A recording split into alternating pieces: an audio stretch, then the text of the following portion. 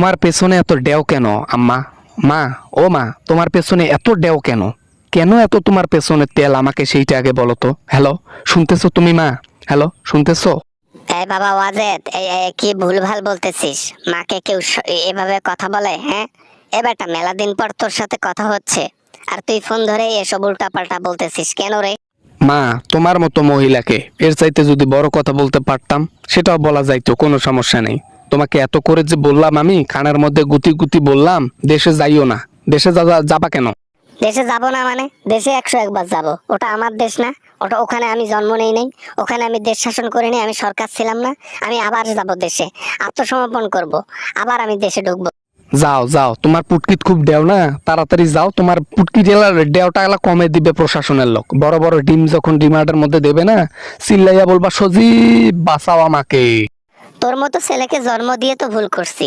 তোক তোক দিয়ে কোনো কিছু হবে? মানুষের ছেলে দেখ, মানুষের ছেলে দেখ গিয়ে দেশ শাসন করতেছে তারেক রহমানকে দেখে শেখ। আর তুই কি করতেছিস?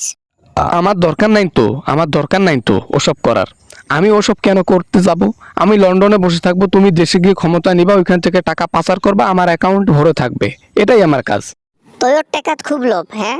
মা যখন টাকা পাঠে দিবে তোমার অ্যাকাউন্ট ভরা থাকবে, এটা তো খুব লোভ না? আর মা যখন দেশে গিয়ে আত্মসমর্পণ করবে, দেশটা দখলে নেওয়ার চেষ্টা করবে, সেখানে কোনো সাপোর্ট নেই, উল্টা তেরা কথা।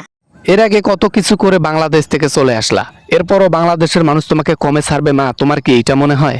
জিন্দিগিতে কোনো কিছু শিখলে না। এর আগে তোমাকে বাঁচাইছি, এবার কিন্তু তোমাকে আর বাঁচাতে পারবো না আমি। এবার তোকে বাঁচাতে হবে না সজীব ওয়াজেদ জয়, আমার ছেলে। আমার মাথায় প্ল্যান আছে। I have a big plan, I have a new plan. আমি প্ল্যান করেছি, ধরা খাওয়ার পর আমার লোকজন মাঠে থাকবে খিচড়ির জন্য। এখন মানুষ খিচড়ি আর খায় না, ওই খিচড়ি খেয়ে খেয়ে তোমার জন্য জীবন দিত। হ্যাঁ, এখন সবাই বিরিয়ানি খায়। পারলে বিরিয়ানিটা মাঠের মধ্যে ছড়াই দিও, বুঝছো? বাংলাদেশের লোক তো খাবারের জন্য সবকিছু করে। হ্যাঁ, এই যে একটা সুন্দর সাজেশন দিলি, এরকম আমাকে সাজেশন দে, প্ল্যান দে। তা না তুই খালি উল্টাপাল্টা কথা বলিস, এইটা কোনো কথা হইলো? হ্যাঁ, তোর কাছ থেকে আমি এসব আশা করি না সজীব ওয়াজেদ জয়। তোর কাছ থেকে বড় বড় আশা করি, মানে বড় বড় প্ল্যান আশা করি, বড় বড় কিভাবে বাংলাদেশটাকে হাতাতে হয় এগুলো আশা করি। এসব আশা করতে গিয়েই তো সুদলিং পং হয়ে যাবা। হযরত শাহজালাল বিমানবন্দর থেকে যখন নামবা, আর তখন যদি জনগণের হাতে পড়ো, সব ক্ষোভ একবারে নিবে নেবে। জনগণ ডাইরেক্ট পাঠাবে কোথায় জানো? তোমাকে ডাইরেক্ট আল্লাহর কাছে পাঠাবে। আরে, পাঠাতে পারবে না। প্রশাসনকে গিয়ে আমি আত্মসমর্পণ করব না? তাদের তো হিউজ পরিমাণে লোক সংখ্যা থাকবে, প্রশাসনের লোক থাকবে। এত প্রশাসনের লোক থাকা সত্ত্বেও জনগণ আমাকে টাচ করতে পারবে বল? পুরো জেনারেশন আর্মি, সেনাবাহিনী, তারপর মনে করো যে বিডিআর, পুলিশ সব ছিল, তারপরে তো তোমাকে পদত্যাগ করাইছে জনগণ। নাকি করায় নাই? বলো তো দেখি। সেটা ঠিক আছে, পদত্যাগ করাইছে, কিন্তু এইবার কি আর সেটা পারবে? I have a new plan.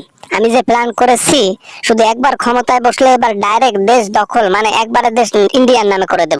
ইন্ডিয়ার নামে করে দিয়ে কি করবা? হ্যাঁ, আমাকে একটু বলো তো। তা তো ইন্ডিয়ার লাভ হয়ে গেল।